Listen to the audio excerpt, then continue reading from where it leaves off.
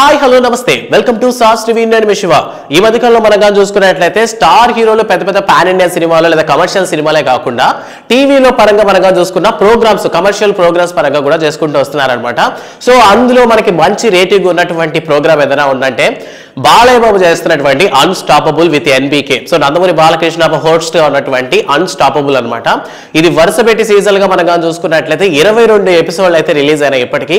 So present ఏంటంటే దసరా సందర్భంగా బాలయ్య బాబుతో మరో సీజన్ అంటే ఈ సీజన్ 4 అయితే స్టార్ట్ చేయబోతున్నారంటే ఇప్పటికే మనం వచ్చిన సీజన్స్ పరంగా మనం చూసుకున్నట్లయితే వచ్చిన వాళ్ళందరూ కూడా పెద్ద పెద్ద సెలబ్రిటీస్ అనమాట. సో రాజకీయాల పరంగా సినిమా పరంగా మనం చూసుకున్నట్లయితే రాజకీయాల పరంగా చంద్రబాబు నాయుడు, నారా లోకేష్, అండ్ సినిమాల పరంగా చూసుకున్నట్లయితే మహేష్ బాబు, ప్రభాస్.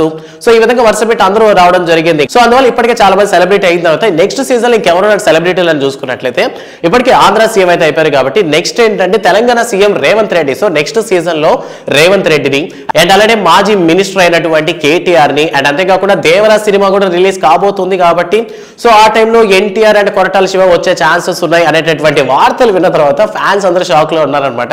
సో ఇప్పటికే బాలయ్య బాబుకి జూనియర్ ఎన్టీఆర్ కి పడట్లేదని ఇప్పటికే చాలా తగ్గువారు నడుస్తా ఉంది వాళ్ళిద్దరి మధ్య, అంటే వాళ్ళిద్దరి మధ్య కాదు కానీ వాళ్ళ ఫ్యాన్స్ మధ్య.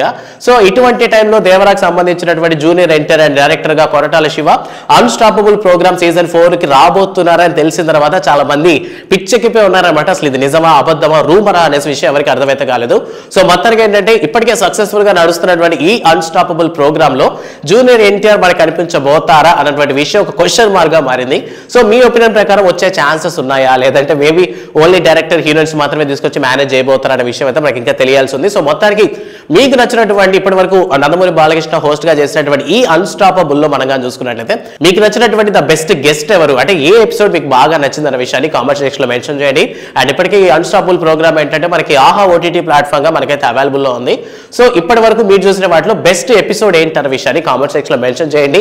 అండ్ ఇకపై ఇంకే సెలబ్రిటీస్ వస్తే బాగుంటుందని మీరు అనుకుంటారంటే బాలయ్య బాబుకి ఆపోజిట్ గా ఎటువంటి వ్యక్తి గెస్ట్ గా ఉంటే బాగుంటుంది, మంచి ఎంటర్టైన్మెంట్ మసాలా అనిపిస్తున్న విషయాన్ని కూడా కామెంట్ సెక్షన్ లో మాతో పంచుకునే ప్రయత్నం చేయండి. అండ్ మరిన్ని ఎంటర్టైన్మెంట్ వీడియోస్ అండ్ అప్డేట్స్ కావాలనుకుంటే సాస్ టీవీని సబ్స్క్రైబ్ చేసుకోండి. Thanks for watching.